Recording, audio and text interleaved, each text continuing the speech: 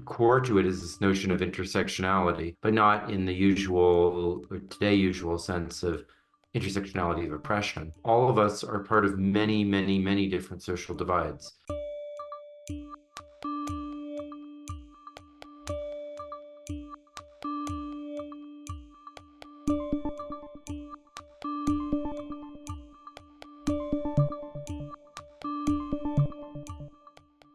Welcome to Burning Platforms, our fortnightly look at the intersection between tech and politics, brought to you by Capita's Centre of the Public Square.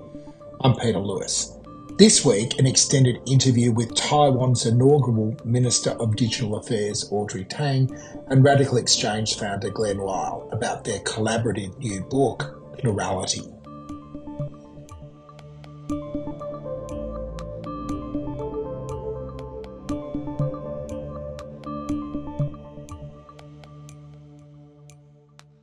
Glenn and Audrey, thank you so much for joining us. You're in Bogota at the moment. What are you doing in Colombia, and how's it been going down there?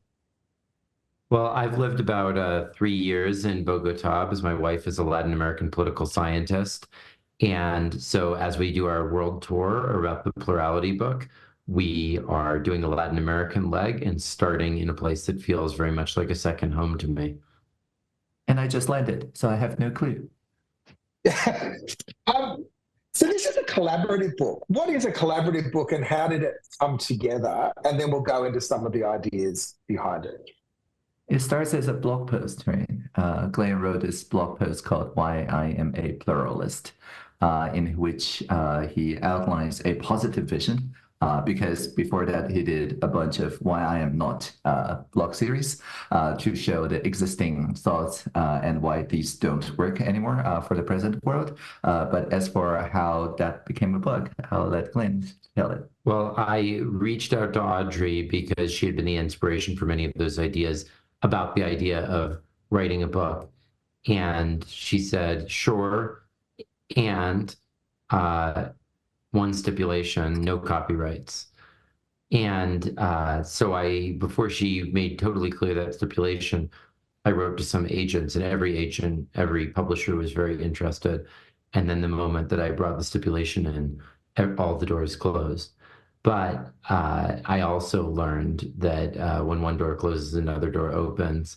And as the Tao Te Ching teaches us, the master is ready for everything and wastes nothing. And so we made lemonade out of our lemons and embarked on a quite ambitious software and collaboration project where we built a book with dozens of people around the world contributing and freely having the ability to use the rights that they earned through those contributions to shape the future of the project. And if you download the audiobook from plurality.net, you can hear a blending of our voice, reading out the book as a single voice. I think it sounds like Glenn, and Glenn sounds like me, it seems to him.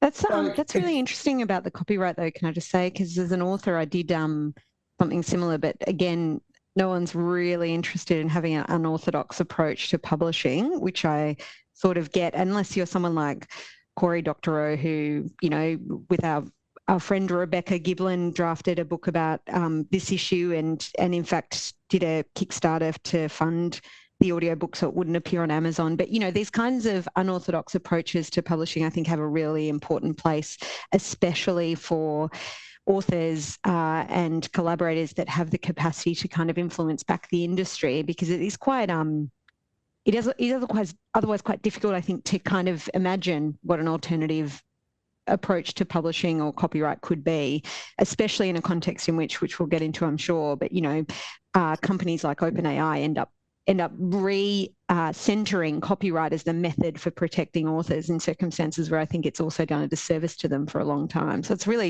I'm very interested to hear that, and interested to hear about how you can have multiple authorship on such a complex and lengthy text. Easy to read, but there's a huge number of ideas in there that are also some orthodox, but some quite unorthodox, and that's very interesting to hear that these people are all involved in that authoring. I must say that sounds like it was one hell of a collaborative doc. Is that right? How do you make That's that great. work practically? Practically, it works through GitHub, which is a software engineers platform that has since then became a all-purpose platform that anybody can fork. That is to say, bring the version because it's uncopyrighted into their own book. So if you just take 2 chapters out and say it's your own work, we won't sue you. That's the idea. But more often than not, people do find things that they disagree with in our manuscript. And then these are turned into so-called pull requests, which are requests for the original text to be amended or changed somehow. So in a sense, it is a perfect illustration of the idea of turning conflict into co-creation. Because previously, because of copyright, the author's version, you must fight with that version. But now, since everybody is equally an author, there is actually room for depolarization and conversation. And there's some conversation just went on for months before we can settle on a mutually agreeable or at least reachable account. For example, the chapter called The View from Yushan about Taiwan's history is one of those chapters. Oh, interesting. It's actually, I find it quite interesting that in my previous book, because it was a very traditional book, I sought to be right and final and defend my thesis, and I got tons of criticism and conflict. And in this book, we sought to embrace criticism and welcome it. And if anything, we've gotten not nearly enough criticism. We get widespread endorsement. Yes. So I think that teaches you something either about reverse psychology or about the Tao or some combination thereof. But yeah. Well, planning for criticism is a bit different to, confidence in your own thought. Maybe it's a structure as well. Therefore, it's better suited to the mode of thinking. Anyway, sorry, Peter, carry on. You're right. We're just getting our timing right. And maybe I think the way we work is actually quite collaborative, and talking over the top of each other is part of that joy. The idea that you are putting forward is very on point with the collaborative nature of the way the book's been put together. So do you want to talk us through how you're trying to sort of break a couple of binaries, I think, one between democracy and technology, which you argue have fallen into effectively a point of conflict with each other, and the second, the tension between technocracy and libertarianism. So how do you reframe those two things simultaneously? Let me just say a little bit about non-binarity before we talk about the specific examples. I think that a lot of how we think about things comes from very particular physical models, and there are other physical models out there. So, the usual perspective is that I need to be on one side of a conflict, I need to be in the middle, or I need to be on no side.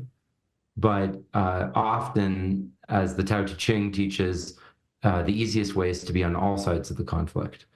And what does that mean? Well, think of a river flowing across a mountain range. That river is on both sides of the mountain range because water has that ability to be both connected and also in many places. And if one learns to be more like water or air, then you have the possibility of actually occupying the different positions in these conflicts simultaneously.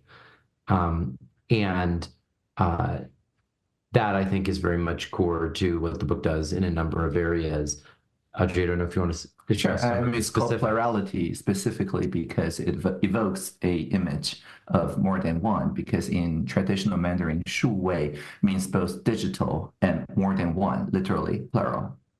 And we have a symbol that we use for it, which is these overlapping squares, which represents the idea of distinct but connected and synergistic elements. And that's how we look at many of the binaries that you were describing.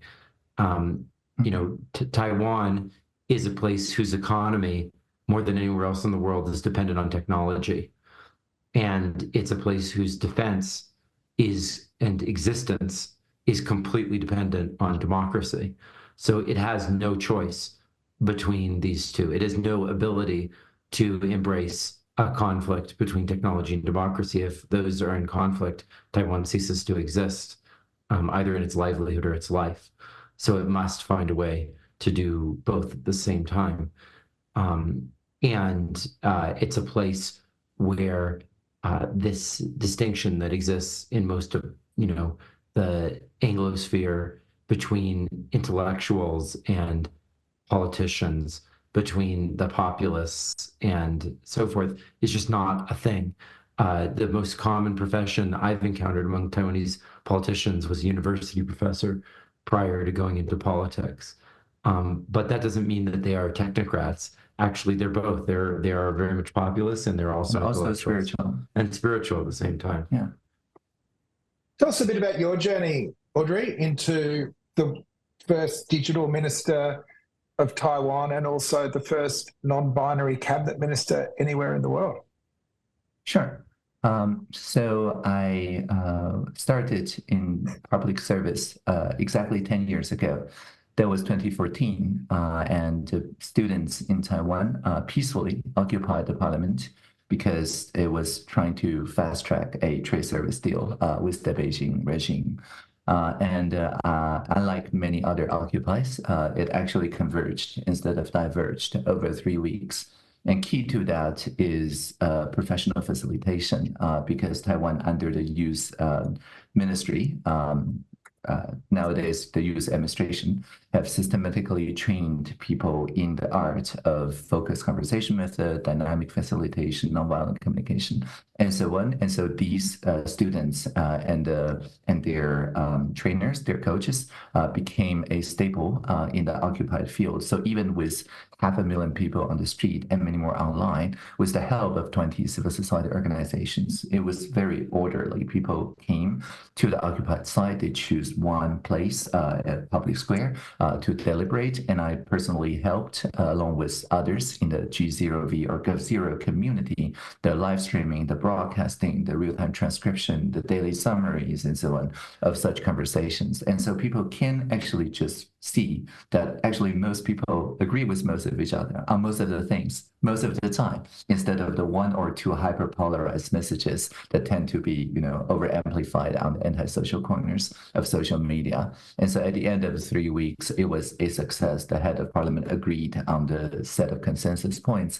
And it's at that point where people started to think, oh, maybe this is a new way to do democracy. Democracy can be thought as a set of technology that improves as more people improve its bandwidth and lower its latency, meaning making it continuous instead of every 4 years. So I was then hired as a reverse mentor, a young advisor to the cabinets at the end of that year. And so after working in that position for a couple of years, being promoted to the digital minister's job. The reverse mentor, that's something that I've never come across before, but basically young people are assigned to different ministries to guide the old fellas. That's right. So people like Audrey under 35, right? So I was 33 then when I became reverse mentor to one of the ministers at large in charge of participation.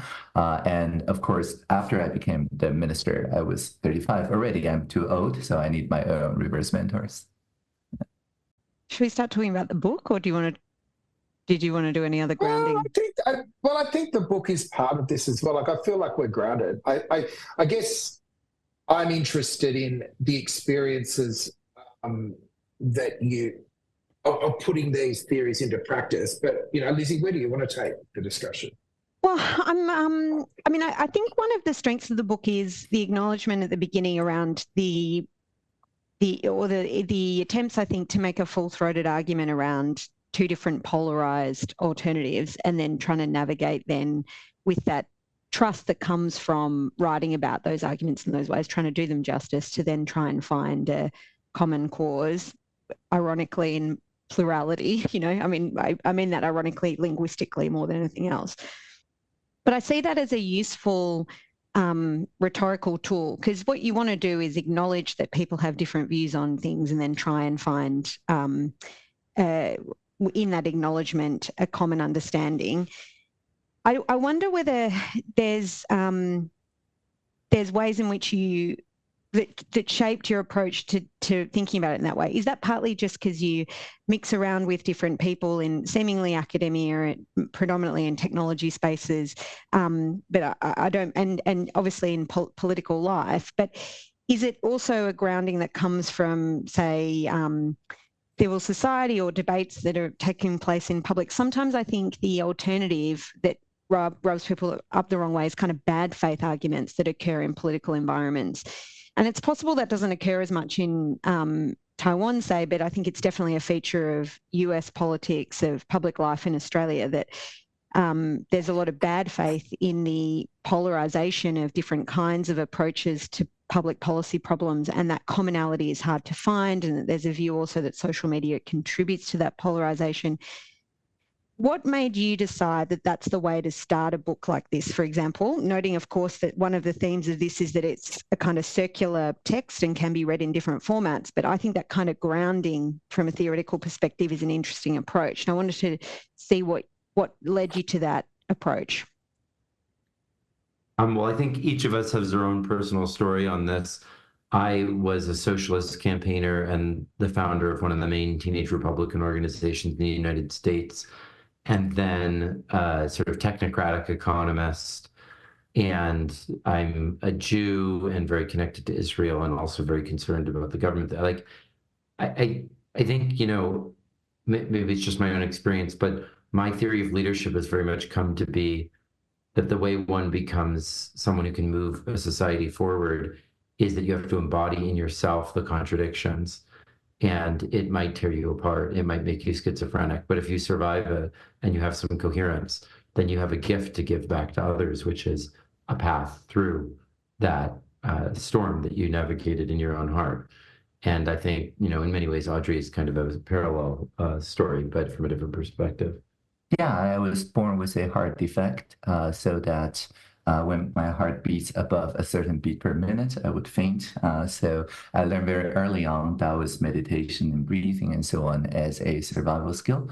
I eventually did get a surgery when I was 12, but my core personality has always been to coexist with different ideas. And instead of just rushing to polarization, to upset, to outrage, because my body physically cannot handle that, to turn that into co-creational material. And also, I would later learn that my natural testosterone level is that of a 70-year-old man or something. So somewhere between natural female and natural male hormonal degrees, which means that I have no idea in my brain that half of the population is closer to me and half population is farther away from me. That to me, it's all equidistant in a sense. And so I naturally just, if I see half of the people that sounds foreign, sounds strange, my instinct is actually to go there and to hang out with them for a while until I can see the world from their perspective and thereby restoring the balance. Well, I just find that very interesting that they're both quite personal experiences, because what I would say is as well, like my experience of politics is, I mean, this is one of the things I wanted to ask you at some point, is very much shaped also by being, I'm a lawyer in training, right? So I do a lot of arguing and I do that in practice as well, but I'm also like a union person, and I've done a lot of union negotiations, which involves kind of talking to your colleagues, putting your kind of any kind of social capital that you've earned internally on the line, not just for yourself, but for others. It involves a lot of compromise, but it has really shaped how I understand how you argue about politics, and that it's probably, my heart rate definitely gets too high a lot of the time, is what I would say. I mean, but the living experience of politics is partly what I think shapes how you think about the world, rather than just thinking about it objectively and then trying to impose your will upon it.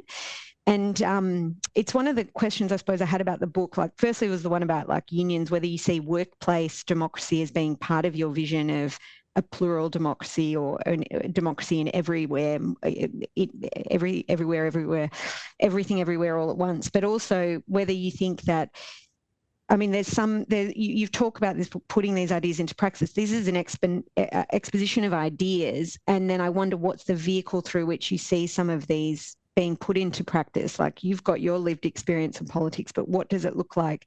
How do you see these vision these visionary ideas being turned into reality, which they're both big questions. So, I mean, it's up to you, how do you wish to answer them? But those are the kinds of big ones that came out to me when I was reading your text. Yeah, a lot of these technologies in which we consider democracy as part of technology are actually very accessible and open source as well. For example, the Polis application that a lot of people nowadays in Taiwan just regularly use, but not just in Taiwan, but also Finland and many other places, it is exactly like a survey, except the survey questions are written by your fellow citizens. And instead of a reply button, you just have like, unlike, and pass, and that's it. Right. So no reply button means there's no room for polarization, actually. And it continuously surfaces what sentiments are the most bridge making. So for example, 10 years ago, when we first did a taxi driver, Uber driver conversation on Polis, instead of highlighting only the division, it highlights that people care about the minimum payment, surge pricing is fine, but not undercutting existing meters, insurance, registration, so on and so forth. And so actually there's broad agreement on a lot of these things. It was just that the default interface on the antisocial form of social media just, banishes this. You don't see that anywhere. It over-focuses on the ones that are polarizing. So these are the ones that are bridging, and it honors the bridging while focusing on the bridging potential across the different camps. So as the conversation goes by, you can literally see people on the fringe kind of through those bridges move toward the middle. And it is what inspired also the community nodes feature on X.com, previously Twitter, where people can also attach notes to those viral tweets to restore context. And again, the notes that gets displayed are the ones that bridges across ideological differences. And just this week, I believe YouTube introduced the same feature. So I think more and more people are seeing these very thin and easy to practice layers. You can literally set up one yourself by going to pll.is, gives people the first taste of what a pro-social bridge making or plural technology look like. Yeah, one thing that Audrey often says is, a lot of this work is about democratizing democracy. And so absolutely workplace democracy, absolutely other, forms. But I think, the caution I would give is just not being so binary about it all, So a lot of the kind of workplace democracy, a lot of the union stuff is you're in or you're out, that's it. What about short contract workers? What about little bit? Is there a way to be a partial? Is there a way to treat different groups differently and respect that, but also include, to be permeable, but also to have a boundary. Mm-hmm.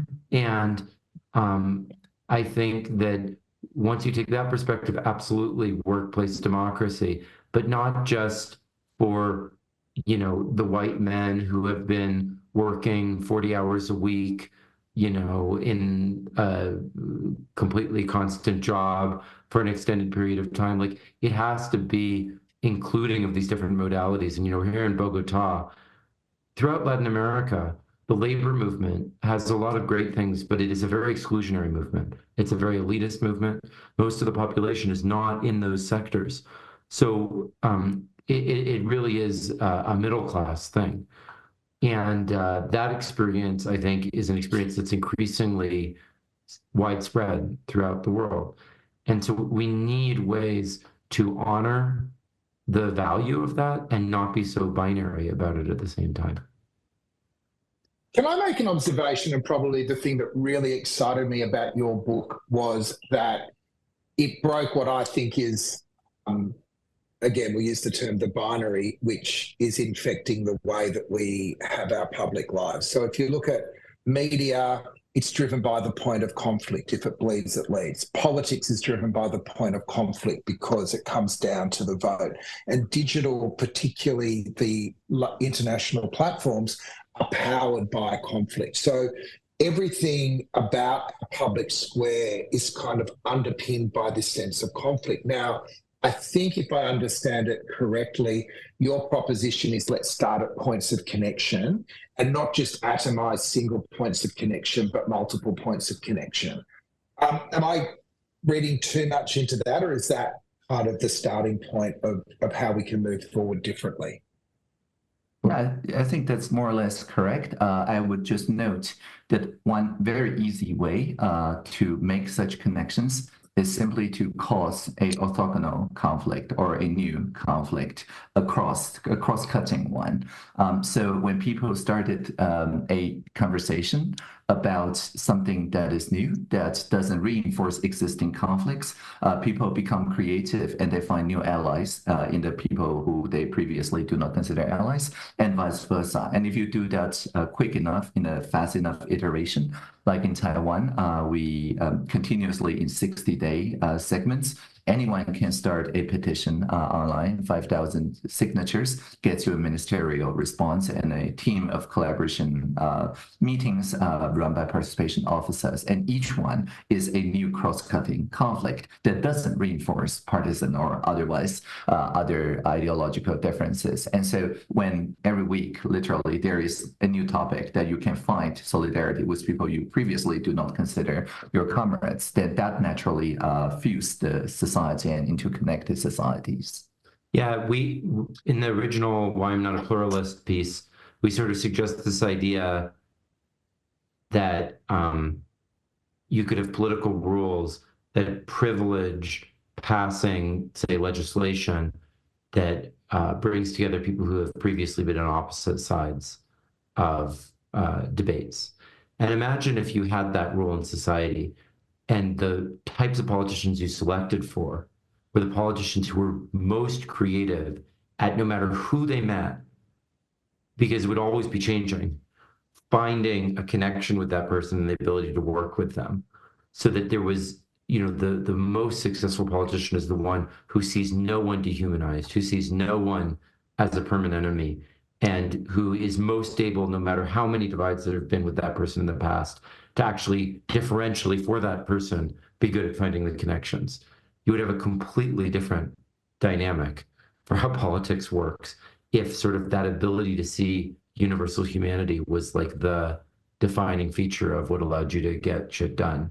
Can I press you on that though a little bit? I completely agree, and I think we should have structures that are in place that do that. Like one thing that comes to mind for me as a dual Irish Australian citizen is the development of citizens' assemblies in Ireland that contended with the removal of the prohibition on abortion in the Constitution. So it was outsourced to a citizens' assembly that considered it, put to the public for an endorsement, and it meant no political party had to either own or deny ownership of the particular reform. And it was, I think, a visionary way of doing difficult forms of politics that don't work well in a two-party system, which is there's a lot of it. So the other kinds of issues that were referred were dealing with climate change, managing aged care, these things, you can understand why they work well.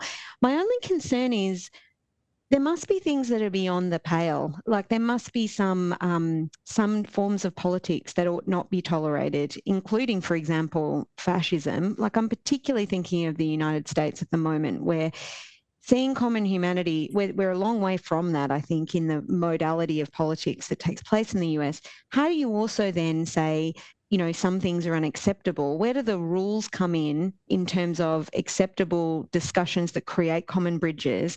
Because it will involve some kind of sanction that falls to the opposite of that kind of politics. And I wonder without that, whether you make the whole system susceptible to this kind of strongman politics that can impose fascistic rules and gather common causes to do so in ways that are very problematic. I do wonder whether you've thought about that kind of limitation of plurality in politics and whether there's a weakness to it in, yeah, go on. I mean, after we successfully did a polis experiment in 2015 on UberX, Airbnb knows they're the next. And so they just send an email to all the Airbnb members in Taiwan and tell them exactly what to vote for, right, on the polis platform. But it didn't work. It backfired. And the reason why that this commandeering didn't work is because it is high bandwidth. Had the survey been selected, then telling people to vote the same way makes sense because it's, coordinated action and all that.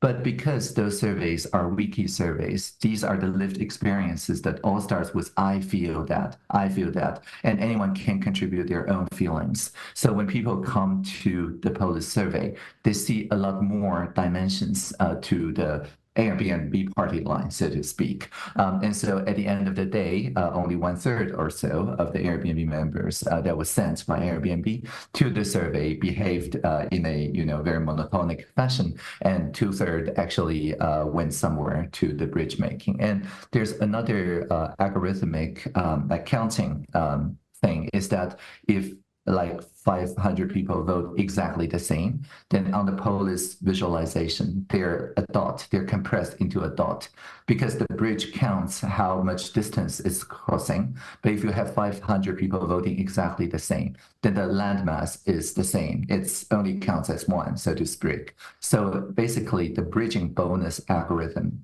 makes sure that if you don't bridge any distance, if your 500 people acts as if they're one person, then they're really only counted as one person. So that is really the key in Polis, in community nodes, and in the new YouTube algorithm that surfaces these bridging potentials, while instead of banning things, simply say, if you just repeat the party line, you just count as one person. And, I think to your point of what's out of bounds, there's behavior and there's people. I have 2 young daughters, and I can tell you there's plenty of behavior that they engage in that is out of bounds. But it doesn't diminish my love for them. And I think that we need to learn to love people who do things just as we all the time do that are totally inappropriate and out of bounds. Because if we can't love people who do those things, I don't know how we can love ourselves. Everyone is fallen in this world. Everyone is a sinner. And the question is just, can we find ways to both create structures that encourage good behavior and also never assume that because we disagree with someone, even deeply on something, even if someone's a Nazi, that is not a human being that ultimately has more in common with us than they have different from us. What does your analysis do to the collective, and I think particularly collective power? Like, I think if there is a critique of where this is going, does it see class clearly? Or does it see everything as a zero-sum game with a single vote? Well, I think that,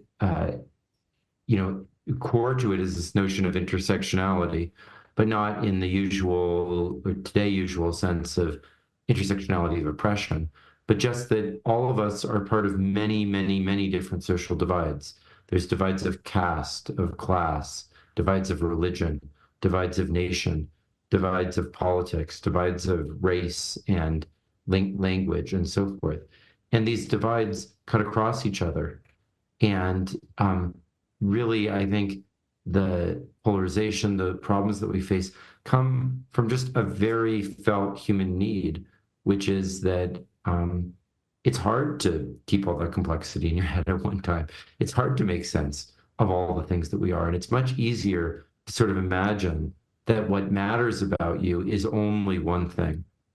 And that thing lines up with some totalizing divide that is being forced on you.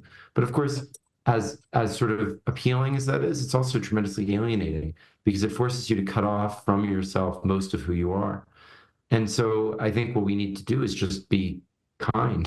We need to be kind to people by offering them the tools that enable them to cope with all of the difficulty of living in the complex modern world and to be sort of comfortable in themselves with all that they are and all that divides them from and connects them to so many other people in the world. Yeah, and that's the power of citizen assemblies. People often come to a citizen assembly with a very divided highly polarized, oversimplified view on the topic. But after deliberation, after listening, after a while, then people start to discover more commonalities and also aspects about themselves that they did not highlight in the very first take. And at the end of the day, many publics, that's to say statistically representative citizens' assemblies, do come up with things that an average person will hear, and it will heal them somewhat. It will bring them to the bridge of common understanding.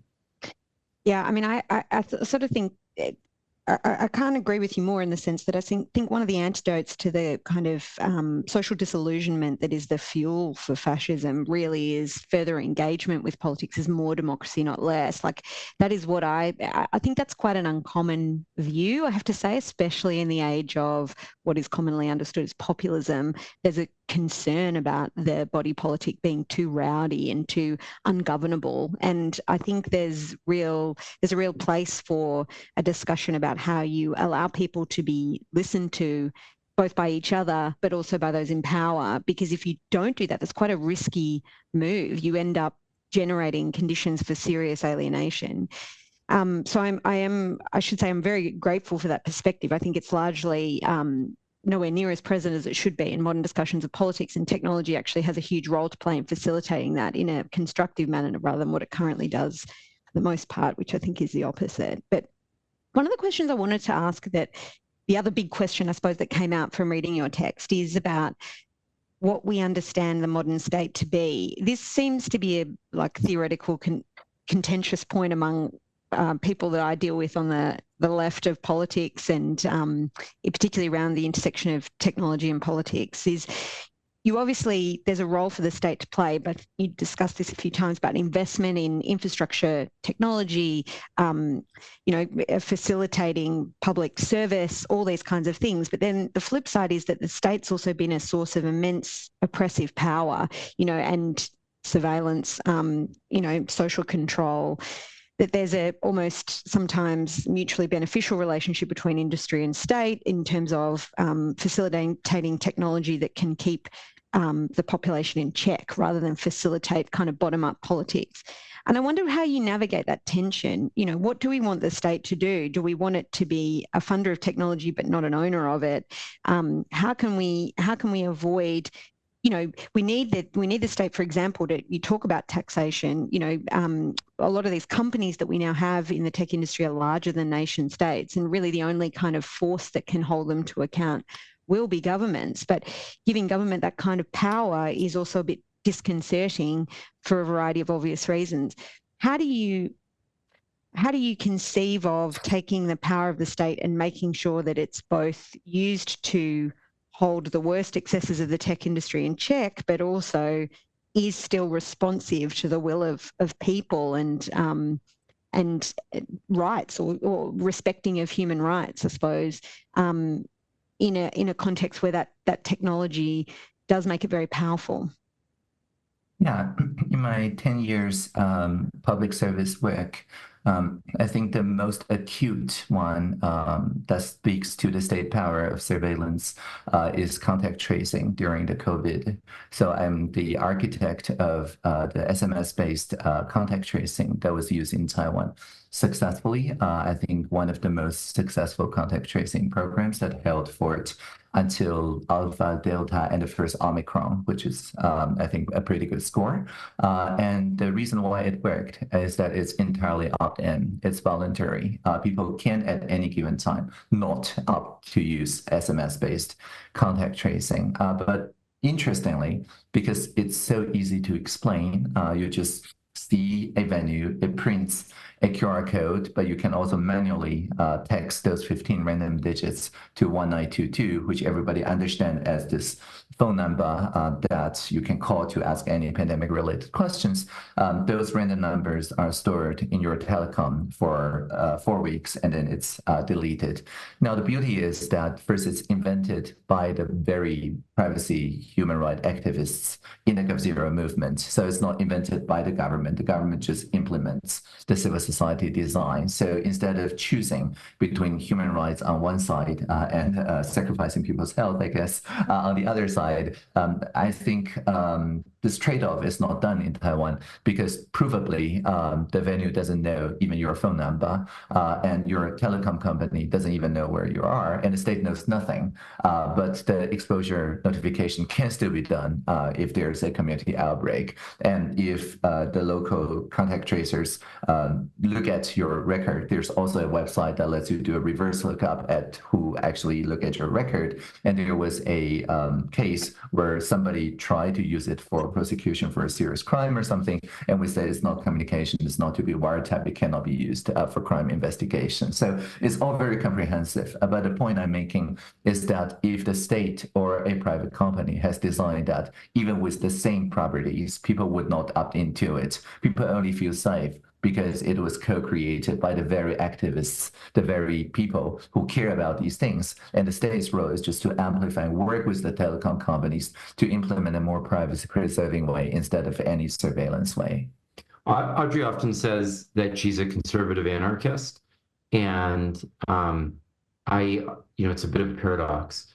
And the way I think about it is that one version of an anarchist is someone who's against the state. And another person is a little bit like being an atheist. It's not that you're anti-God, it's just that you don't believe God actually exists. And in the same way, like I think a lot of this has to do with dissolving the simplistic understanding of the state as some monolithic thing, and understanding that it's actually a whole bunch of different civil servants and different agencies interacting in different patterns. And that if you intervene on those patterns, just like if you intervene on the patterns of a corporation, you can change a lot more than if you are just pro or anti any of these things. That there is no creation of something new from nothing. You create new things by weaving parts of things that already exist. And so, I'm at Microsoft most of the time, and Audrey was until recently at a government. But if rather than seeing those as one is good and one is bad, as seeing that they are strands to be woven together to create something, then you kind of get past this dichotomous thinking. I feel like we're in the sort of the third quarter of this discussion. We actually haven't spoken about the technology. A lot of your book is about the application of what would broadly be called Web3. I was particularly interested in your ideas on badges, as a former Boy Scout, but also someone who spent most of my time laughing about non-fungible tokens and not really seeing a use for them. I don't know, again, if I've read too much into this, but the way I read your thinking was that we could almost imagine a decentralized positive version of social credits that are just recognised by people based on the rules they set up in their own communities. So do you want to talk a little bit about how distributed technology sits with the philosophy and which drives the other, or if they also exist in relationship with each other? Well, I think the badges example is a perfect case of convergent evolution between the two sides, because one source of that badging idea was a paper by a very non-technical friend of ours, Danielle Allen, who was just writing about ways to reform educational practice to be more consistent with what we actually know about how educational psychology works, which is that people learn sort of nuggets of skills, and that the way that those get lumped into like a course that you get a grade on has very little to do with what we actually know about skill acquisition. And that had nothing to do with any technology. But of course, a problem that they face is that if you have a zillion badges, how do you keep track of those things? How do you make sense of them? How do you make it understandable to someone who's evaluating that person's CV? And that's where technology comes in. But the other perspective to come at it from is we've got this neural network that does all this stuff. We've got some Web3, ledger, what can we use it for? And those two things can come together and co-create between the technology and the social analysis the possibility of a different pattern of living. Sure. And to me, Web3 is just all lowercase. It's an abbreviation of the word decentralized.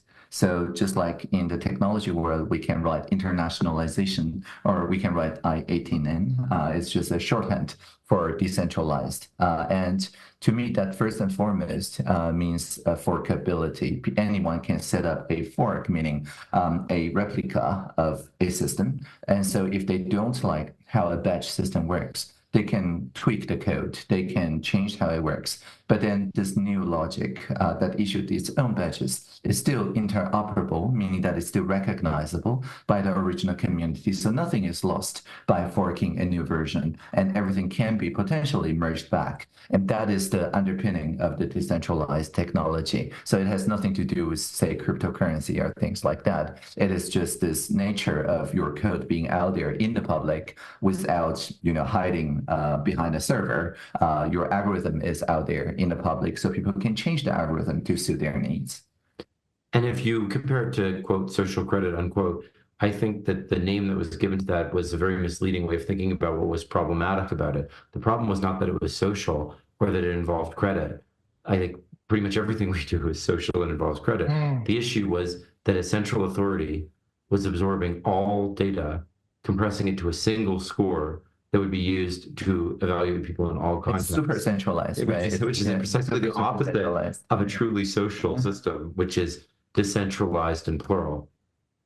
Can I ask about that then? Because one of the mechanisms that's traditionally used theoretically, practically, legally is like the concept of rights in these contexts. Like individuals have rights not to be treated in a particular way by a government. And that strikes me as one, but what is your vision for human rights in this context where the idea of an individual is much, in your text at least, is much more relational. It's about your identity being mixed up with everyone else's identity in a variety of different ways. To my way of thinking as a lawyer is, I want to be able to challenge exercise of power as against individuals when I think it's beyond what's acceptable, it doesn't reflect their individual dignity.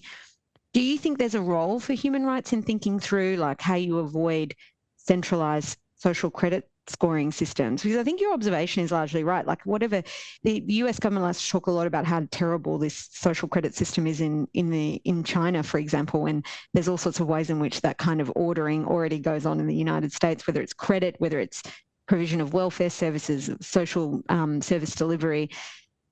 But I keep returning to this idea that people have individual dignity and they ought to be treated in a particular way, which is a very human rights way of thinking. But it does kind of miss that relational aspect of what is the kind of foundation of your thesis. And I wonder whether you think that those things are congruent or not. Well, I think the formulation of rights, always with the word individual before them, kind of belies actually the history of human rights itself, because freedom of association has always been one of the absolutely core human rights. And fundamentally, freedom of association is not a exclusively individual right. It has to do with the rights of groups of people to engage in certain activity together. Freedom of religion as well is basically not an individual right. Freedom of speech, I think, can be understood as an individual right, but probably only very superficially. Because if you have the right to say something, but only when no one else is within earshot, it doesn't really accomplish very much.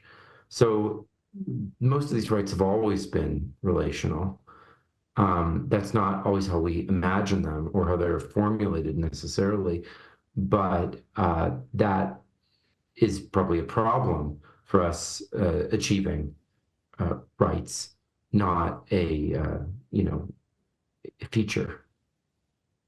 Yeah, I mean, I would agree with that in the sense that I also think privacy is a collective right. It's not just the US constitutional idea of not having your home invaded. It's actually about being able to participate in spaces without being watched all the time, whether it's by a corporation or a state. And it's one of my missions to kind of re-identify privacy as being a collective rather than an individual right. It's not just about ownership or control of personal information. It's about collaboration, free from surveillance. And I think that's true for like cultural rights or, the right to self-determination can't be a solo endeavor. And, you know, one of the great contributions to the human rights movement has been post-colonial movements in places like Africa that re-envisaged it away from being this European concept of the singular individual in that like kind of French sense, you're just all citizens on one level and your background's irrelevant, and instead said, you know, you've got these collective histories that have a place in who you are as a person, and you've got a right to kind of express that. And I think that's true, and I think it's got huge value, but sometimes I wonder if there is this ultimate conflict, because if you're talking about majoritarian systems where people get to make decisions in across social divides, but in alliances, how do you represent minorities and the interests of minorities without them being beholden to the tyranny of the majority? And that's the, I mean, I appreciate that's like kind of the binary of the legal system traditionally, but it's hard to kind of unpick or or decentralize that without potentially losing the capacity to protect people's dignity. Yeah, a lot of the applied technology outlined in the book is about counting things differently, right? We already talked about how police and community nodes count in terms of bridging potentials or bridging bonuses. So being a minority, meaning that you have a very different take than anyone else, actually surfaces you as a desirable place to bridge, to earn more bridging bonuses, and actually makes you more valuable in this alternate counting method. The plural voting, the plural funding, and many other counting methods that outline in the book all tries to solve exactly this problem. In the, you know, if we condense each person into just one vote and allow for no place for the societal discovery of a bridging across majority and minority, then we lose the potential to build such rapport or emotional support between the people, and the right to associate or right to expression doesn't mean much if you have a space that is antithetical to this kind of bridge making potential. So I think we're totally on the same page. I don't know what Glenn has to add. I think that a lot of these conflicts come out of the word individual. I would prefer the word person or separate or, you know, distinct or unique or something like this, because actually I think what it is that makes us separate and unique and special is precisely that we're not individual, we're divided. The only, you know, societies where there are people who aren't divided are ones where people are all part of the same group in all aspects of their life. So those are tribal societies, those are pre-modern societies, those are or very rural societies. In a complex urban setting, you date a certain set of people, you worship with another, you work with a third, you have ethnic and religious, you know, and linguistic connections with others, political connections with another. You're totally divided. And that is what makes you separate and unique and special, is that that pattern of associations differs between you and anyone else. So I think once you come to realize that actually what creates the modern sense of separateness, uniqueness, is actually social complexity, then this whole division between the collective and the individual disappears, because you come to realize that actually what creates that sense of, quote, individuality, unquote, is precisely not the elimination, but the proliferation of collectives. Just to wind up this discussion, and thank you so much for the generosity of your time late at night, what's the theory of change here? Like, how do you envisage the ideas in this book following the path into practical application? Well, as I said, a lot of the readers of the book has already been on the path already, right? So it's not like they start embracing people, right, different from them. It's not like they don't have some experience in citizen assemblies or new forms of democracy. It's not like they're not already building grassroots stuff and so on. So the book is not about start anything anew. The book is about making sure that people can discover each other as along the same path. instead of writing off technologists as just technologists, or people who practice civil society as just organizers, as just activists. The book builds solidarity among seemingly very different practices under the same umbrella of plurality, and shows exactly how those endeavors help to make each other's realities closer and free the future, in a sense, together. So I think the theory of change here is the seeds in each and every community start to recognize each other and form a network of networks that make actions in a loosely connected way. So this is not about starting a top-down movement, otherwise we won't call it plurality, more about a shared vocabulary. And that can act as a platform for those communities to scale and deepen their work, because they not only get access to new practices to consider, but they now have an object, something to point to persuade others that there is momentum and substance to what they're doing and that they're not just winging it. And so that is really what we're doing. We're trying to be a platform for all the people who are doing amazing work around the world, so that they have, that momentum to back them up. Well, hopefully we'll keep that momentum going by getting you guys over to Australia before too long. But it's been a terrific discussion. Thanks so much for your time. Thanks, Lizzie, for being part of it as well. And we'll be sticking this up in the next couple of days. So thanks so much, guys. Excellent. Great. Thank you. Live long and prosper. Live long and Thanks so prosper. much. Thanks.